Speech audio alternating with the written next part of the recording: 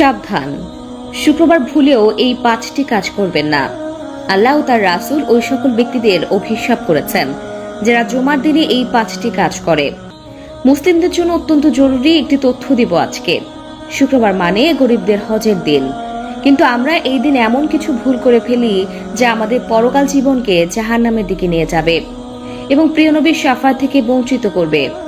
অবশ্যই ভিডিওটি সম্পূর্ণ দেখবেন এবং সতর্ক হয়ে যাবেন।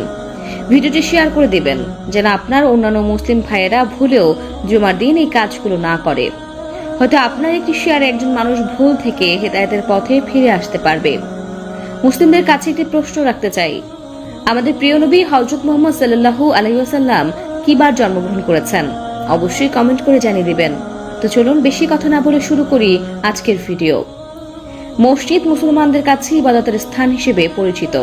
এরপরও আমরা মসজিদে এমন কিছু কাজ করে থাকি যা মসজিদের পবিত্রতা নষ্ট করে। তাই মসজিদের পবিত্রতা রক্ষার জন্য কোরআন হাদিসে নিষিদ্ধ বিষয়ের উপর লক্ষ্য রাখা উচিত। 1 নম্বরে কোনো নামাজি ব্যক্তি অন্য নামাজি ব্যক্তিকে উঠিয়ে দিয়ে বসা যাবে না।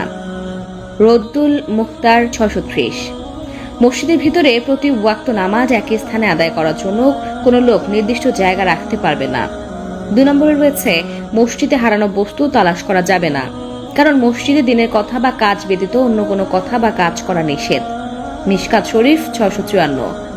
হযরত আবু হুরায়রা রাদিয়াল্লাহু তাআলা আনহু হতে বর্ণিত, রাসূলুল্লাহ সাল্লাল্লাহু আলাইহি ওয়াসাল্লাম বলেন, যখন তোমরা মসজিদে কারো হারানো জিনিসের খোঁজ খবর নিতে শুনবে, তখন তোমরা তাকে বলবে আল্লাহ যেন তোমাকে তা ফিরিয়ে না দেন, কেননা মসজিদ এসব কাজের জন্য নির্মিত হয়নি। মুসলিম শরীফ 568। 3 নম্বরে মসজিদে দুর্গন্ধময় কোনো জিনিস খেয়ে বা নিয়ে প্রবেশ করা নিষেধ। মিশকাত শরীফ 655।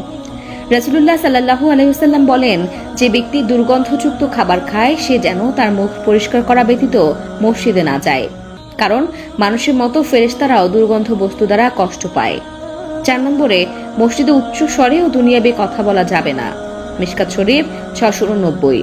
5 নম্বরে মসজিদে অপরাধের শাস্তি ও শাসন করা যাবে না। মিশকাত শরীফ 679। এছাড়া রয়েছে মসজিদে রাজনৈতিক মিটিং করা, মসজিদে আদবের খেলাফ। রাসূলুল্লাহ সাল্লাল্লাহু আলাইহি ওয়াসাল্লাম মসজিদে বসে অশ্লীল কবিতা পাঠ করা এবং বেচাকেনা করতে নিষেধ করেছেন। সুনানে আবু দাউদ ও তিরমিজি। প্রিয় দর্শক, অবশ্যই এই বিষয়গুলো খেয়াল রাখবেন। মসজিদে আপনার দ্বারা যেন কেউ কষ্ট না পায়। মসজিদ হলো আল্লাহর ঘর। আমাদের অধিকাংশ মুসলিমরা দিনের 5 ওয়াক্ত নামাজ আদায় না করলেও শুক্রবার জুমার দিন ঠিকই নামাজ আদায় করে, আর এই দিন এই ভুলগুলো সবাই করে থাকে।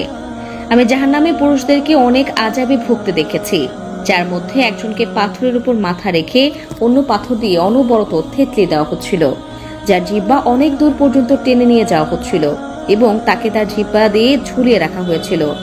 আল্লাহ আমাদের সবাইকে সঠিক বুঝ দান করার তৌফিক দান করুক। আমিন।